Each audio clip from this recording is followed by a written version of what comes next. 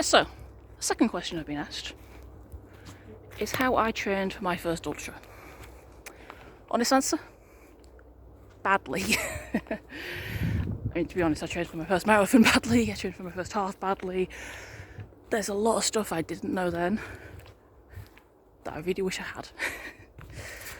So, how should you train for your first ultra? I suppose that depends on what your current running level is, doesn't it? So if you've never run before, maybe aim for a smaller race first and build up. I know I said before that it's a completely different mindset, etc., but it's still not good for the body to go from nothing to 100k. It's doable. I have met people who've done it. I just would strongly not recommend it. The most important thing in any ultra training that is for, is time on feet. So you don't have to just run and run and run and run and run and run and run. Take time walking. Take time, anything that keeps you on your feet, because that is one of the most important things. Time on feet. So take up hiking, especially, hills. Hills are going to be important probably. Not all ultras involve hills, but I'd say the vast majority of them do. So taking up hiking is a good thing to start doing. Cross training is also quite good, because you can get the miles into your legs without the risk of getting injured too quickly. So cycling is very good. I hate cycling. I really hate cycling. So for me, it's good for the sort of mental training as well. I absolutely hate cycling. I don't want to do it, but I have to do it. Halfway around an ultra, I'll absolutely hate it. I won't want to do it. I have to do it. So it's good. It's good training for that. Mixing in some strength work is also a good idea. A lot of people I know like yoga. I hate yoga. I absolutely hate yoga. I prefer doing things like squats and ankle drops and kettlebells and that sort of thing. But any strength work will be good for your training. It'll help you be less likely to get injured. An awful lot of injury is based on weak muscles in one place or another. Because although even if you're running loads, I mean ridiculous amounts, you're training the same muscles all the time. I know other muscles and other ligaments that have supportive roles which need training. This is far too complicated to go into in a 5-minute YouTube video, but there's lots of information online, and I might do something a bit more in depth later on. I'll probably wait till I get full qualifications first, so I feel like I'm actually able to talk about it fully. But anyway, another thing that is absolute game changer is experiment with different foods. You will find that some foods your body is perfectly fine with to run straight afterwards, or even run while you're eating. Other foods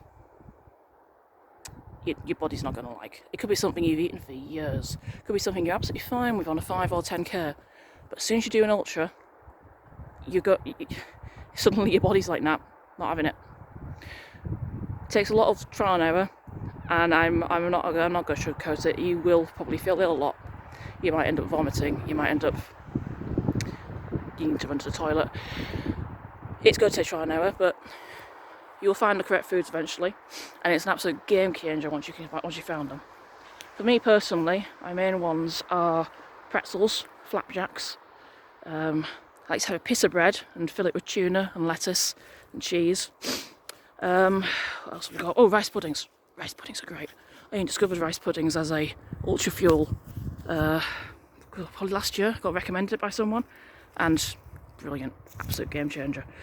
Custard and bananas. I hate bananas. I really do absolutely hate bananas. Ultras are the only time I'll eat bananas, but they're fantastic. They are so easy to digest. They are full of all sorts of great things. Personally, I also use a lot of Active Root, Chia Charge, and the Kendall Mint Company stuff, just because I find they work for me. Might not work for you, so try and error, experiment. God, I'm talking about food a lot in these videos, aren't I? Unfortunately, fueling is important. I'm not just a glutton, I promise, although sometimes I do wonder if all runners are secretly gluttons. So anyway, so we're gone. Time on feet, looking at your food. Oh, your kit. Look at your kit early. Do not test any. I know they always say don't test new kit on a race, and I know everyone breaks that rule. Do not break that rule on an ultra. What last thing you want is to be 15-20 miles into a 50-mile run and suddenly realise your shoes aren't suitable. Just don't do that. The other thing is, if you've signed up for an ultra, make sure you know the route, check the route out, and train on similar terrain. So if your ultra's got mountains in it, make sure you've done at least some training on mountains. If it's mainly forest paths, once again, forest paths. And if it's going to be one that's going to go on for 24 hours or go overnight, make sure you've done some training in the dark. I know all this sounds obvious, but it's stuff that I didn't think about when I did my first one, and it's stuff I really wish I'd thought about. I mean, I got to the end. I don't think I've ever not finished a race. I've not finished a couple of training runs, but I don't think I've ever not finished a race. That maybe means I'm not doing hard enough races. Anyway, so yeah, if you do these things, it'll make it a nicer experience. I mean, it's never going to be nice. I know as an ultra runner I shouldn't be saying ultras can be horrible, but they can be horrible. I'm not going to sugarcoat things, I'm not going to lie, I'm not going to say the best things ever and you'll be on a high the whole way. You won't. It'll hurt, it'll be horrible. You'll feel sick, you'll get headaches, you'll get cramps, you'll not want to not go on. You'll probably get injured. But these are things that can make it easier, make it better. So test out your food, test out your kit. Test out your food, test out your kit. Train on stuff that you should be trained that's similar to what the race is. Get as much time on feet as possible. Cross train, strength train. There are training plans out there which you can use, but the same as with marathons, they're fairly generic. So really what you want to do is either have the knowledge yourself to be able to adapt it to you, or have someone else adapt it to you for you. It's not required.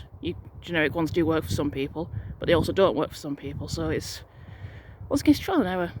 You've got to learn to know your body, know your abilities, know when to push, know when to stop. There's no easy way, there's no shortcut. It's just trial and error and a lot of stubbornness. So I hope this has helped in some degree. Might have been completely useless, but there we go. So I trained badly. Do these things and you might train a little bit better than I did.